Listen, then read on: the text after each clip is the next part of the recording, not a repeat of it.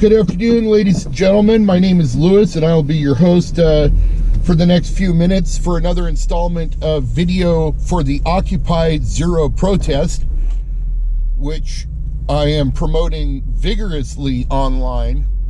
In fact, as far as I'm concerned, when it comes to trying to start a protest or a political organization or anything else that requires a lot of effort, if you're not willing to put in 100 times as much effort as the next person, then you really have no business asking other people to do anything. If you aren't going to do it, if you aren't going to lead it, if you aren't going to direct it, if you aren't going to put the time and effort that it takes to write individual emails to individual people in their own languages worldwide, then you have no right to ask anybody else to do anything.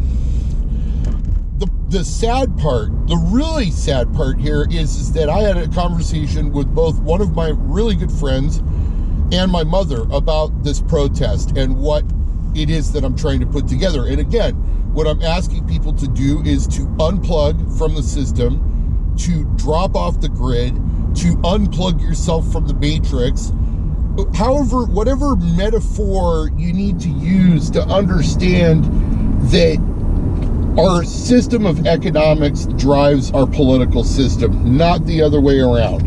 And right now, the world is basically under rule by corporate decree.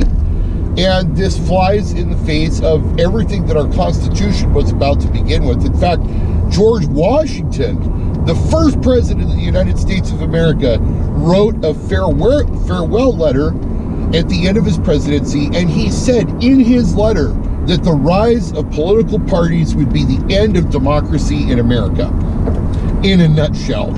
And he was right. Here we are 200 and some odd years later, and George was right. George Washington was right. And now we've got this situation with the Demopublicans, the Democrats, and the Republicans, is what I call them. There's nothing in politics that's real. I mean, people don't understand, how politicians figure out what to say. And the way they figure out what to say is by asking us. They literally do surveys where they sit people in front of TV screens with buttons, and every time a word comes on that the people like, they hit the button. And so they get all the keywords, and keywords like freedom, keywords like democracy, all this stuff.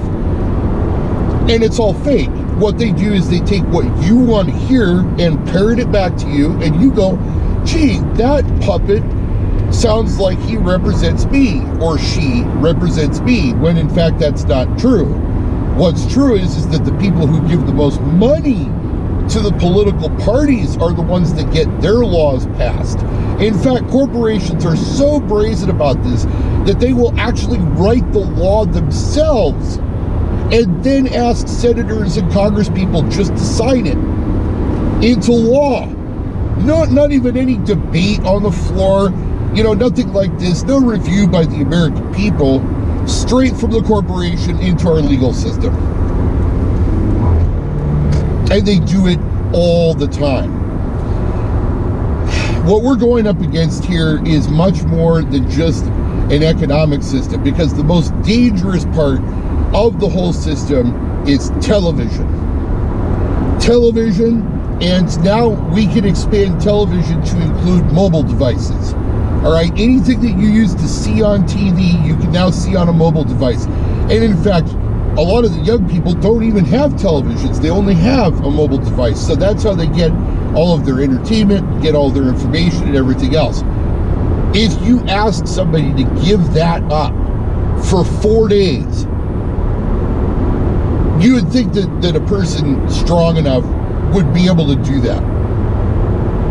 To give up your connection to the internet, your connection to the media, to just go silent and go dark for 4 days. Starting again, midnight of Thanksgiving, enjoy your turkey dinner, and drink as much wine as you want, do whatever the hell you want. As soon as that clock strikes midnight, that's when this protest begins. And it doesn't end until Monday at midnight. on Cyber Monday. That's when the protest ends. And again, what is the protest? A complete refusal to participate in the system of economics for 4 days during the busiest shopping days of the year. That's why I picked that time. If you want capitalists to get the message, you do it on the busiest days of the year. Those are the days to strike, not May 5th. You know, I mean, May 5th is important to a lot of people for a lot of historical reasons. But as far as economic protests, it doesn't go far enough. I'm asking you to turn off the television for 4 days. And I know it's going to be next to impossible to stay away from your mobile device. But if you can, try and limit it to phone calls and texts only for 4 days. No apps. No apps. Anything that's going to make money for somebody else, that's what you don't do for 4 days. If you've already purchased a game on your computer and you don't have to have any online interaction with anybody, then feel free. You know, maybe you can play some computer games, or, you know, play games like chess or Monopoly. You know, find something fun. There's all kinds of things that you can do for 4 days that don't involve shopping or giving money of any type to any person. You could do it, but it's not going to be easy. And when I asked my friend, I'm not going to name him because I don't want to throw him under the bus, but I asked my friend, I said, so you're telling me that you would rather live under the system that you're under right now than take a stand for 4 days in the hopes of maybe trying to change it? And the answer was, I'm keeping my TV. I'm keeping my... He doesn't even have a cell phone. All he'd have to do is give up TV and the internet for 4 days. Can't commit to it, you know. And my mother was the same way, and it just pains me what she told me. She said, I can't go for 4 days without television. I need the news. I need to know what's going on in the world. Do you know what news source she's referring to? The nightly evening news with either Lester Holt or David Muir on what, ABC and NBC? That's what she calls news. I don't have the heart to tell her that it's crap. I don't have the heart to tell her because she's a boomer. You know, and you know, the boomers had their chance to change the world. They did. They had their chance back in the 1960s, and they really did try. But what happened is that our government, our illustrious government that we shouldn't trust fucking at all, decided that they were going to break up the anti-war protesters by declaring a war on drugs. Because the protesters were dropping acid, the protesters were doing mushrooms, the protesters were smoking pot, marijuana for you other people out there. And so what the government did is they used the drug laws to round up all the protesters. And that was it. By 1970, the flower power had ended. By 1970, the hippies were on the way out, the communists were on the way out, and America was once again back on the war path. Well, I mean, they were already on the war path with Vietnam. You know, as soon as they got out of Vietnam, they started looking at other countries to get involved in Central and South America, which we did. We, being the United States of America, not me personally. I wouldn't have approved any of it.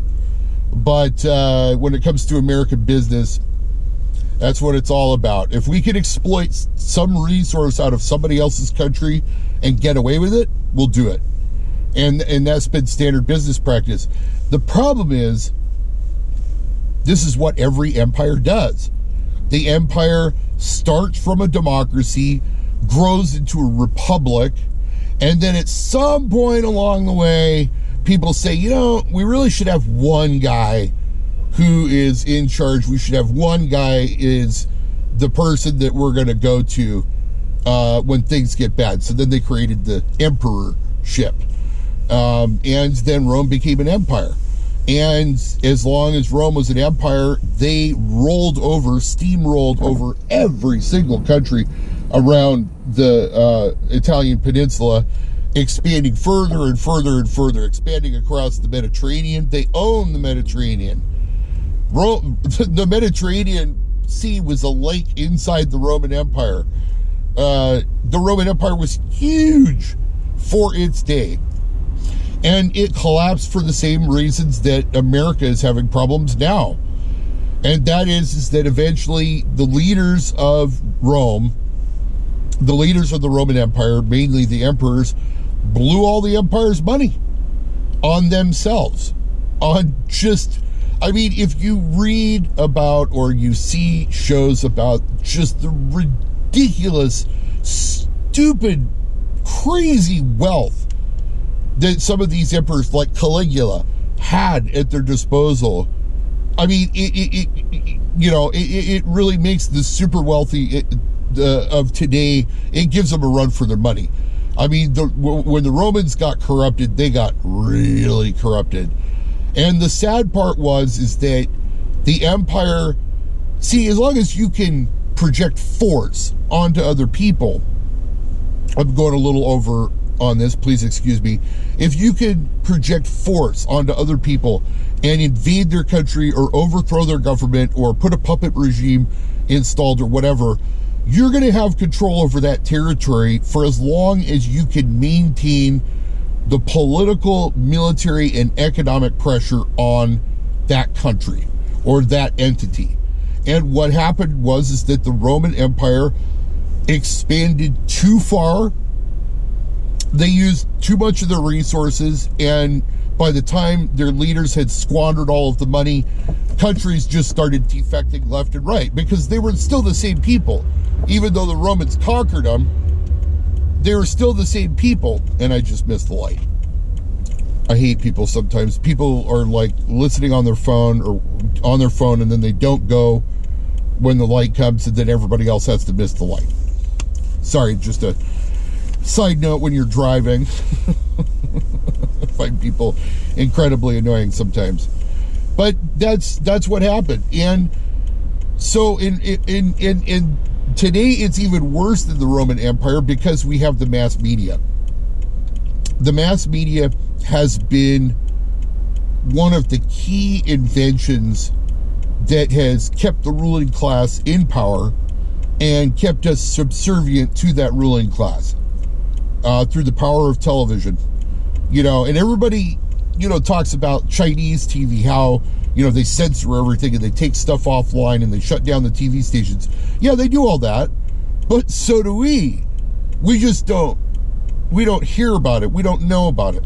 But that's how they stop protesting in the United States of America, is if a protest breaks out and it starts spreading to other cities, the way you snuff it out is you enact a law that says that TV helicopters can't shoot the news, that they're grounded from the air. That's how you get rid of the news, because as soon as you get rid of the cameras, no news story. And if there's no news story, there's no story on TV. The revolution will not be televised. It will never be televised.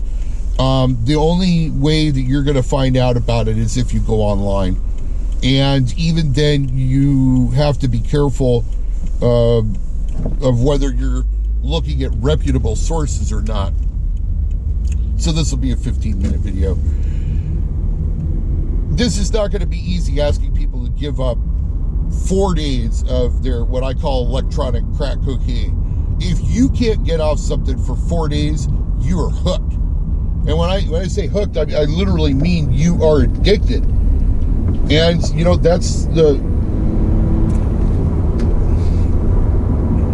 I had to go faster there to give that guy some room. It's not going to be easy, and I'm planning ahead for this too. And again, what is the protest? Zero economic activity for 4 days. No filling up your gas with car. No going to the ATM. No shopping, online or offline. If it generates a profit for somebody, it's off limits. If it doesn't generate a profit for somebody, then go for it for 4 days. And we're not going to know. We're not going to know if this protest is successful until after the 4 days are up, because none of us are going to be online to see it. This is the exact opposite of what the ruling class would expect from us. Is they expect large masses of people with pitchforks and torches to come at them. That's what they want. That's what they're expecting, and that's why we need to do the exact opposite of that. Because the exact opposite, what are you going to do? Arrest somebody for doing nothing? I'll tell you what. If doing nothing is a crime, we're all in deep shit. But to the best of my knowledge, so far, doing nothing is not a crime. So we're not going to be criminals, and we're not going to be unruly protesters. We're not going to shut the freeways down. We're not going to wave signs. We're not going to have slogans. Our protest is going to be to drop out of the system completely, 100% for 4 days. And to get as many people as we can from around the world to do the same. And the last thing I'm going to say is, this is not just for this year. I'm setting up Occupy Zero to be a protest that will be done every year until Wall Street and the robber barons and the big bankers, businessmen, and billionaires actually start listening to our ass and start paying their taxes and stop trying to enslave the rest of us continuously. You want to get rid of that? 4 days is what I'm asking. It's not going to be easy. Can you commit? I want to hear about it, and I want to hear about your friends who are willing to commit too. That's it for now. I'll be back.